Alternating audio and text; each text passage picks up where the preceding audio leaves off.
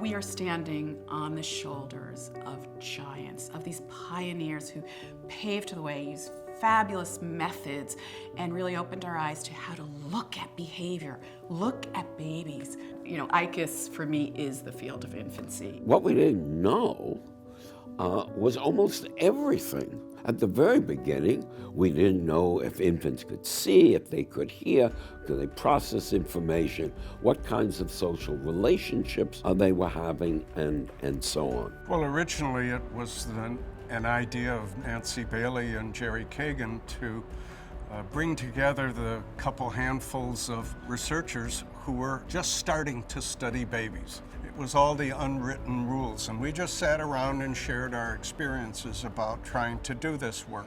For a long time, infancy was viewed as, if not a narrow field, one that didn't require more than a single handbook chapter to cover what was going on. 40 years ago, people did not know that infants learn as rapidly as they do, or that they have as much organized knowledge about people and things in the world we have now discovered as the infants have. I would say that April 1998 meeting was a very critical turning point. It was really just giving control over a journal that represents the society.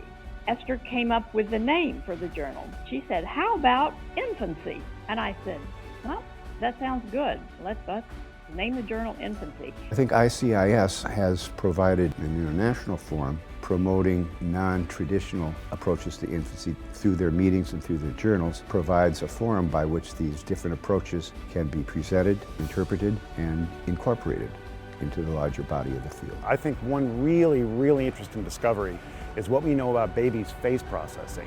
In particular, how they view people who are of the same or other race as them, and they can discriminate these individuals from others. It's a very important sort of tool for social cognition and the emergence of more sophisticated kinds of thinking, like, for example, stereotype formation. Children know their mother's voice and their father's voice in utero, and that they can differentiate different kinds of language. Just absolutely amazing how the fetus is already able to process language, and we've learned that over the last 40 years. A lot more than I originally thought about how the babies learn the sound system of a language based on English research is really unique to English. Babies start with sensitivity to almost all languages, all the sounds, and then you start losing them if you don't use them. So I'm located in the Netherlands, so daycare is more like a function for parents and not so much for the children, so that the children are away for the day. But I think we're more and more going to realize that actually it's very important what's happening there, what kind of interactions and experiences children have. One of the things that we've learned over the years is that one needs to change in nursery, and that has happened. Those units are really very different today. So now, because of research again, people are using kangaroo care in the NICU. They're using snuggling, they're using cuddling, they're holding the baby instead of leaving the baby alone in a machine. The discovery that infants are cognitively complex in and of itself has shifted, because we understand now that infants have memory, they have recognition skills, and it gives us some evidence that cognition might actually be innate, that there's levels of cognitive development that we're born with, since an infant shows using these tactics that we've developed, cognitive mechanisms, basically from birth.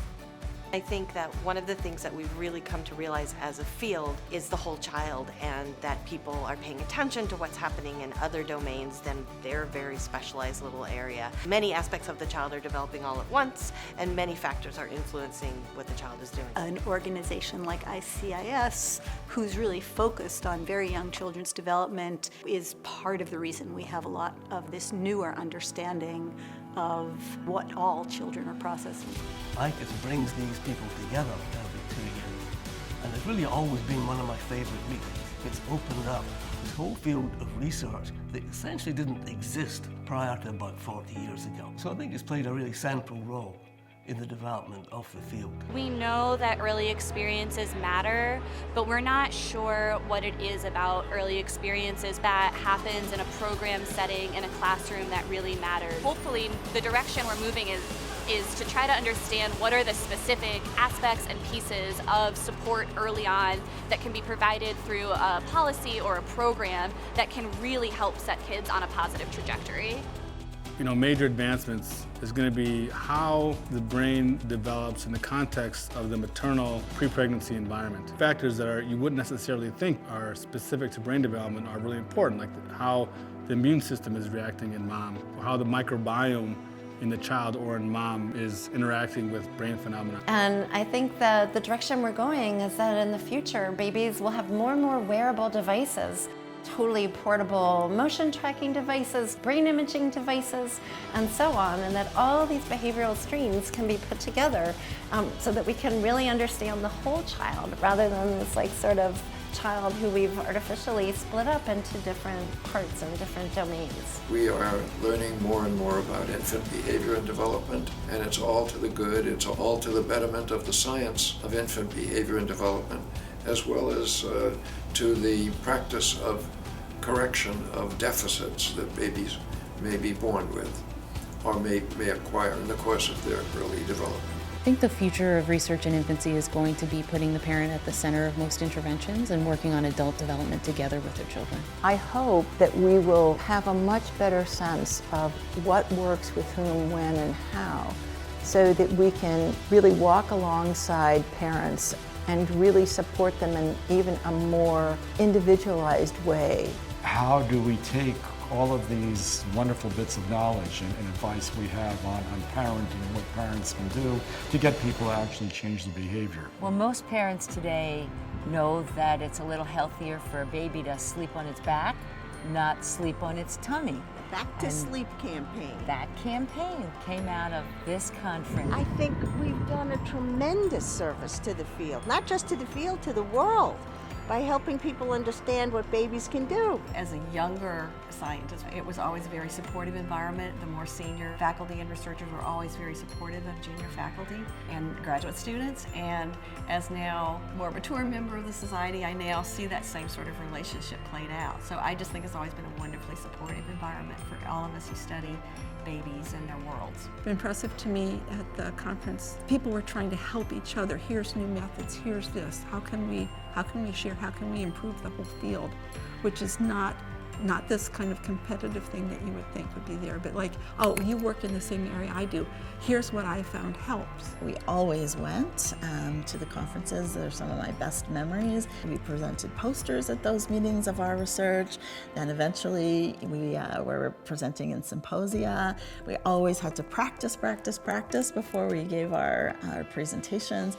I have very, very fond memories. There's been a number of amazing pioneers who've come out of this organisation. Carolyn Roby Collier, when she first started, people thought that at that time babies would remember for about 5 seconds, that they were pretty much like goldfish. But her research has demonstrated now that actually infants have quite an amazing memory system. We're not just learning about infants per se, but about general human procedures like how memory works. This year marks the loss of one of our giants, Barry Brazelton, who used to frequent the ICIS meetings.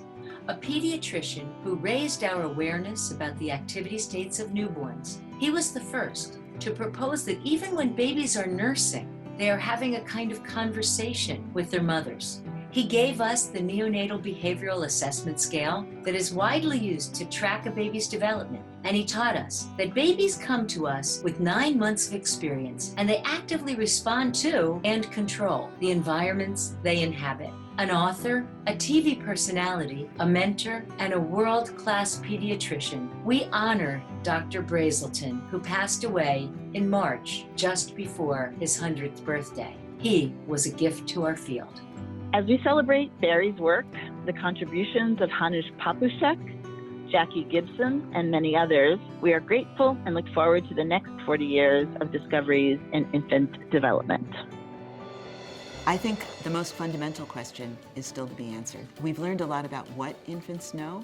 We've learned much less about how infants know. What I think we can hope to achieve over the next 40 years is a deeper computational understanding of how infant minds work.